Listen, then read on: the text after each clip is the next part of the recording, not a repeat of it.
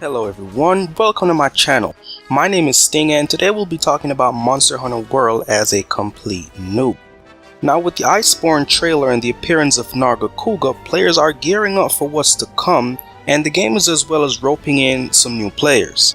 Now the character I have here is a new one since I decided to start over as a noob. I left Monster Hunter World quite early last year and I am well out of practice, so without further ado, let's jump into the world of a hunter noob. The Monster Hunter World experience has never fallen short of amazing, with different monsters that has several levels of awesomeness. And in this I mean their mechanics, their skills, even the facepalm moments that every hunter has, and trust me, the best of us goes through it. Wanting to destroy your console, epic fails, everything we face in the new world. But here I decided to take on one of my all-time favorite frustrations, Diablos.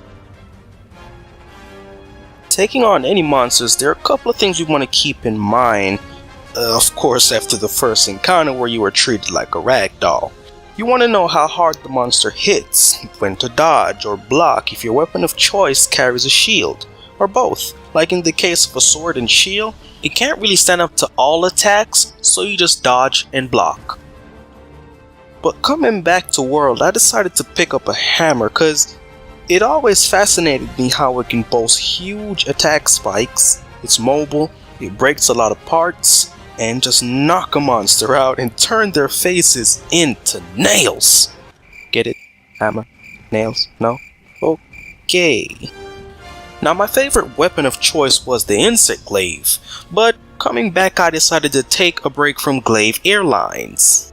He knows what I'm talking about. But that's the beauty of the game. With 14 different weapon types, sometimes there's that one moment where you just want to stray a bit from your main weapon. And that's completely okay. Just not in the party, of course, but my personal recommendation is to either try to master at least 2 weapons or have great skills with all, as we don't know a great deal about what's coming in Iceborne, and you never know what role you might want to play in your party. And of course your role means different weapons and different playstyles. Now let's talk about Styng's noobish gameplay. Now taking on Diablos was a pain, cause I've not mastered the hammer and frankly I am far from it. Now off the top of my head I can say I died over 6 times. It's a shame to you hunters, I know. But with this experience I can say that I learned a little bit more of the mechanics each time. While I was sitting there feeling annoyed by dying, I remembered that this is Monster Hunter World. The legends play this. You know, pros learn like this till they're invincible. It's just mechanic knowledge, right? Right? I got this. And in my spur of confidence, I had what was called a hunter moment.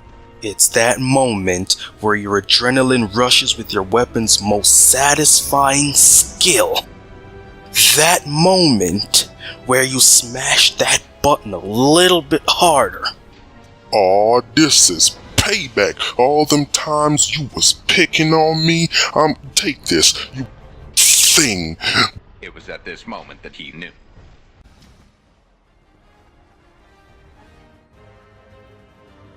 But you gotta admit, for a moment there, you felt godlike, right? And you tell yourself, I have got to do that again. So you go, you get prepared, and you just walk up to them, and you just start going ham. You get buffed, you get everything, you rush back, because you felt so good in yourself, right? But there's a lesson to be learned in all this, because if that wasn't enough for you, but you stand there, you try to collect your thoughts, right? After I went through that, and that, and all the abuse that came with it, I get settled for this. But let's face it, it comes with being a hunter. You'll eventually get used to it. You probably went outside and you took a breather, Or if you want to stay in game, you just found some monster to just take it out on, right? Maybe a smaller one, another big one, or one that you know the mechanics to so well that it turns into a can't touch this game. Now in my case, I found this troublemaker that doesn't exactly make a newbie feel better, the Kulu-Yaku. Though he's a relatively easy monster to beat, for a newbie, he's the "Oh Lord, it's this guy" type of person. But then again, it makes you take attack strategy more serious because of how agile he is, which leads me to say that every monster somewhat prepares you for the next. For example, a Great Jagras would prepare you for Dodo Gamma, Tobi Kadachi would prepare you for Odogaron, Kulu-Yaku for Tsitsiyaku. And it's in the same sense where the monsters in different location will remind you of a monster of a different location. Another example, the Jagras follows the Great Jagras, as just as the same as the Gyros follows the Great Gyros in the Rotten Vale. And Kulu-Yaku is a troublemaker of the Wildspire Waste, the Tsitsiyaku is a troublemaker of the Coral Highlands. If you're a veteran hunter, you'd see my point, but if you're completely new, you're probably wondering, what's a Tsitsiyaku? But don't worry, you'll know when somebody takes your picture in Monster Hunter World. Honing your skills with the weapon of choice that you have is one of the most important, if not the most important, part of hunting. Because let a veteran tell it like a good joke, timing is everything, as it has a lot to do with your survivability. How often you get to hit the monster, as I did poorly, how often you get hit, which I did strongly, and when to pull that combo off. Now as a hunter, there's a lot to expect, whether it be killing cactuses, meteors falling from the skies, or even being rolled on. Just keep your mind open to it all. Now occasionally you'll have double trouble on your hands where another monster chooses to intrude on your battle. Now this can be a huge advantage or an even worse disadvantage. And in this case I was joined by a Barroth. Now starting with the advantage, they can go into a turf war where they turn against each other. And who else better to damage a monster than another monster, right? The disadvantage, they can both turn against you.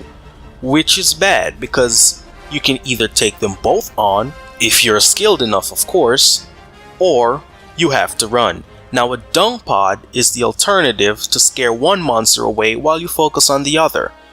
But dung pods, they don't always work. In the case of an expedition like I am on right now, a dung pod wasn't at my disposal. And Elder Dragons, dung pods simply don't work against Elder Dragons, which we'll talk about Elder Dragons in another video. But luckily, turf wars don't exactly last forever, and normally the weaker monster always starts to run away. Now let's get down to business. Earlier I spoke about the monster's levels of awesomeness, and by that I meant difficulty. Once you pass low rank, you'll have access to high rank missions where monsters are a bit harder to kill, but has better loot to match you up to high rank gear. But that's not all. There are monsters that are tempered and arch-tempered, which of course has material for the best gear in game. But back to the newbie stuff. For some, just getting through the story is what matters. And for some, grinding a little in between quests is what matters. And that's also great. Me personally, I hunt a lot because to me I see situations where a different weapon could have worked better. And I'll craft it, who knows. Later in the game I might use it. Less upgrades for me. Also, gear stats matter. Earlier I was taking on Diablos because the stats on the gear works perfectly with a hammer, and works potentially on any monster.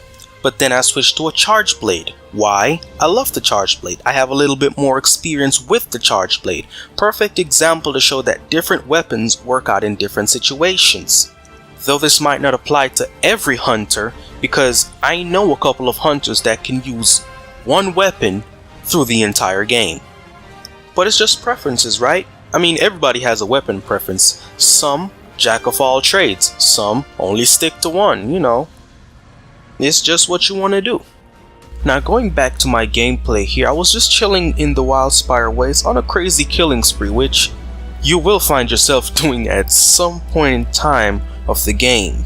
I was actually trying to get some Diablos parts and some Barroth parts, which in turn I did get them, which is crazy awesome. Although you get bonus rewards from missions, going on an expedition knowing that you can die as many times as you want is crazy awesome, am I right? And you still can get parts from the monster that you so desire to craft your gear. And also getting in some practice just in case you get a quest for that same monster somewhere down the line. Also did some gathering since I was a bit short on traps, and the Wildspire Waste is actually a great place to get some parish rooms, so that's awesome for me. It works out any way you want it, whether you want to go on a quest to get some extra rewards, or you want to go on an expedition knowing that you can die as many times as you want. It all works out for you. As quests, you're only allowed to die 3 times. In investigations, sometimes they only go down to 1. I even got in a laughable moment of myself. Who knew you could stab a Barroth to death? Huh, I should do that more often. But in doing that, it also prepares you for the big moments. For example, going back to your enemy. Hello, old friend. Yes, sometimes you do find yourself going back to the monster who did you the worst. In my case, Diablos. So killing the other 2 monsters wasn't for nothing. You got a little practice in, you got your confidence back, and you went right back to your old habits. In this case, I went back to kill Diablos, right? And as tempting as it was to barrel bomb, every hunter knows that it's better to capture. I really want to thank you guys for watching this video. If you did like this video, please go ahead and click that like button and also subscribe. I will be posting more videos on Monster Hunter World, and I will see you in the next one.